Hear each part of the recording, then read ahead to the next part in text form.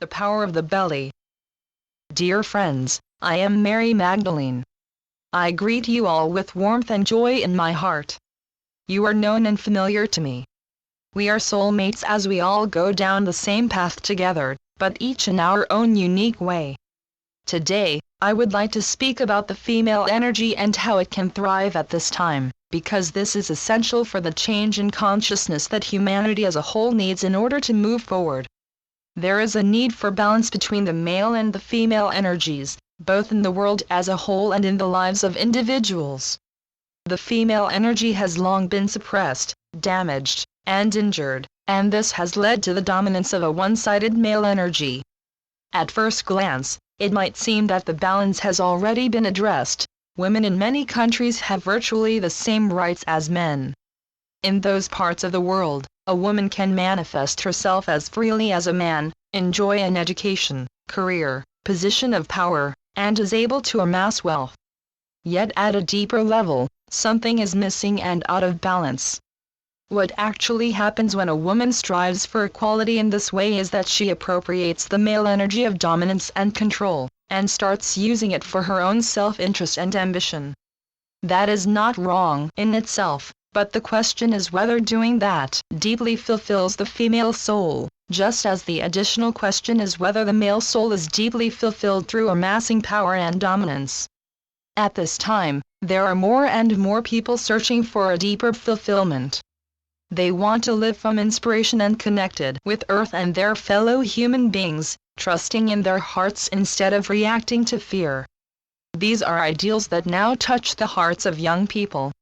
The old male energy of control and coercion has outlived its ages-old course. There is a new generation who thinks and feels differently.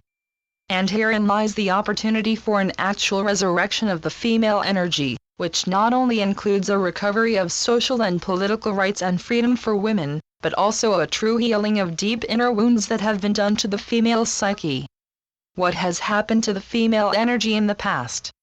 It has been disempowered in many ways, both by mental and physical violence, and that history has been recorded, so I need not go into it here.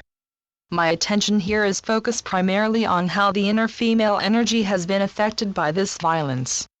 If you look at the collective female aura, as exemplified in the energy field of an average woman, you will see a void, a hole, in the area of the belly. The area of the lower energy centers, the root, navel, and solar plexus chakras, has become disempowered and empty. For many women, there exist in those centers, and usually only half-consciously, feelings of unworthiness, fear, and uncertainty. The original female power of the belly is one of being vital and grounded. A woman by her nature feels connected with Earth and the rhythms of the seasons, and the wisdom in her heart is one based on a natural sense of self-worth. Unfortunately, this has gotten lost through the ages, and without that base, that natural strength in the belly, a woman cannot connect in a balanced way with the world around her. She easily gives too much of herself to others and loses herself in that giving, and so she often is unable to take up her personal space and set boundaries. If you have been wounded to the core through rejection, sexual violence, and humiliation, a shift in your energy field will occur. Your consciousness leaves your belly, which is the seat of emotion, connection, and intimacy. When it is too painful to be present in that area of your body, you will dissociate from yourself and pull your consciousness out of the belly. Your consciousness then rises up and lodges in the upper part of your aura, with the result that feelings become dull, and depression can settle in, or a feeling of fatigue and of not having full access to your energy.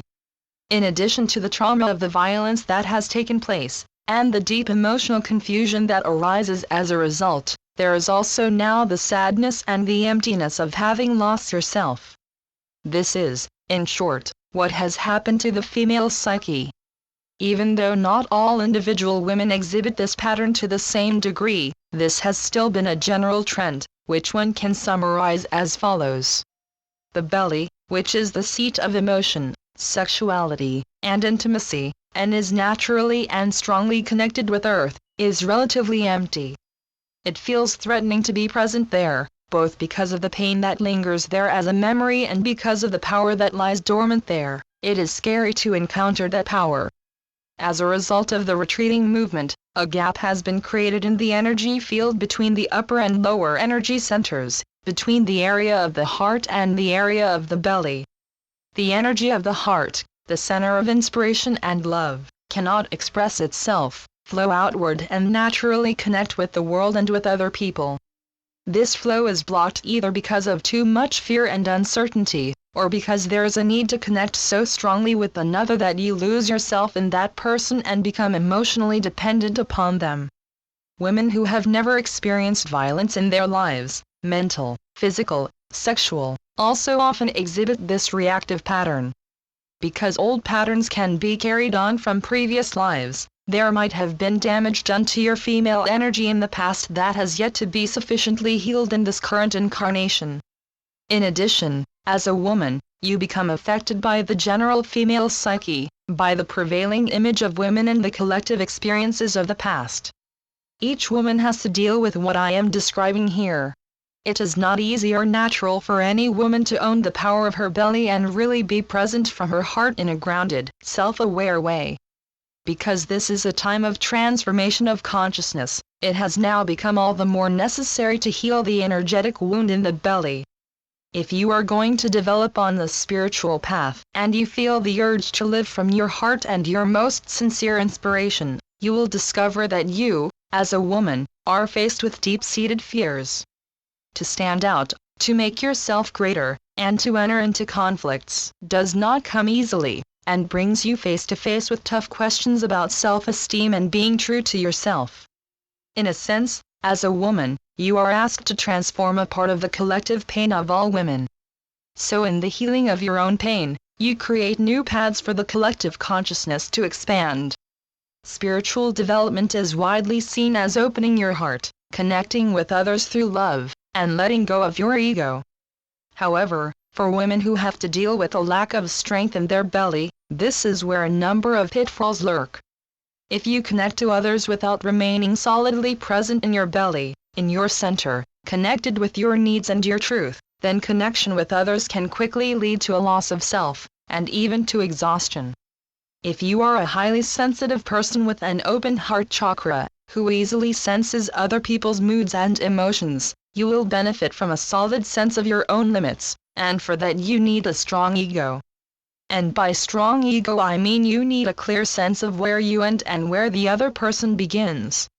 That sense enables you to be aware when you give too much, perhaps because you want to be liked or you dare not say no. What a healthy ego affords is that you feel clearly and accurately what is happening with you in your interaction with other people.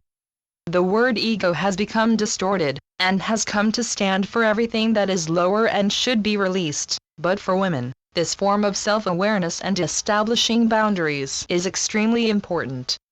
For men, the process of development is quite different. Men have been raised with a different kind of morality.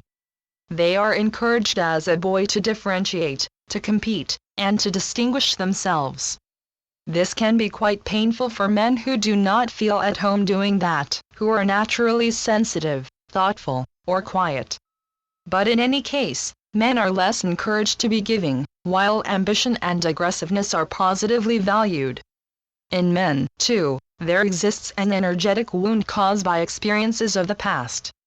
Men have become split from their own female energy, their feelings and intuition, and they experience this as a loss of joy, emotion, and connection.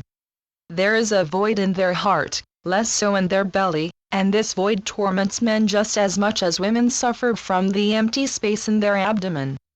Both sexes have become damaged by the traditions in which you live, and both sexes have become wounded in different ways, thus regaining wholeness involves different means by the two sexes. For men, the emphasis on opening the heart is generally beneficial. Connecting with their feelings, allowing their vulnerability to show, and acknowledging the female energy in themselves are fundamental ways toward healing for men. But for women, it is in some way exactly the opposite. For them, the road to self-healing is through being true to themselves, maintaining clear boundaries, acknowledging their male energy, and recognizing and manifesting their unique gifts. Energetically, it means that you take the energy of your heart, your soul, all the way down to the level of your belly. Thus it means descending deep into that cavity of the pelvis, which symbolizes the primal force of the female energy. One of the ways in which women can come home to their base is through dealing more consciously with the anger that is stored in them. Many women suppress emotions of anger or disappointment because anger calls up fear, or makes them feel powerless. Anger is threatening because it might bring you into conflict with others, and if you feel you are not able to stand up for yourself and to express your anger, you feel powerless. Then the anger can turn into depression, passivity, or cynicism. However, you can start to regard anger as a valuable signal that something or someone is violating your boundaries and so you feel hurt, a signal you can use to create positive change in your life. By welcoming the anger, you take yourself seriously, which means that the force contained in anger can be expressed in a positive way. The first step is to not see anger as something bad and to not condemn yourself for it. This is more difficult for women than for men, because they are more used to denying themselves and giving up their space to another, rather than demanding their natural boundaries. This is the reason I want to address highly sensitive women who walk the spiritual path. Take care of your belly power, own it, rest firmly within your own boundaries, and dare to stand up for yourself. You tend to associate spirituality with love, light, and connection, and those are essential attributes. But a balanced connection with the world around you depends on your ability to distinguish between what is right and what is wrong for you, to separate and detach when needed, instead of unduly merge and connect. For that you need to fully value yourself, your own need, your own talents, and all your own emotions. I lived during a time when free expression by women was not accepted, let alone valued. I felt a strong connection with the message of Yeshua ben Joseph and with the essence of the Christ energy. I was touched by his words, his charisma, and in that life I went deeper and deeper within to remember who I was. There also lived in me a rage regarding the powers that forbade me to be who I was, independent, powerful, willful. I was regularly thrown back onto myself and I struggled with feelings of powerlessness and anger. My belly was seized by the energy of frustration, and below that lay dormant a sense of inferiority, of self-doubt. It was my mission to come to terms with my lack of self-esteem and to let go of other people's judgments. This is the challenge for all women. When women are not fully present in the area of their belly, they tend to give too much to others from their hearts, to empty themselves in relationships with others, such as their beloved, their children, their parents, their friends. To lose yourself in the other person is all too often a sign of not fully being at home with yourself, in your own base. If a feeling of emptiness or alienation is dominant there, it is tempting to reach out to another to ease that feeling. You do this seemingly from love, but another motive lurks there. You need the other in order to feel accepted and good about yourself.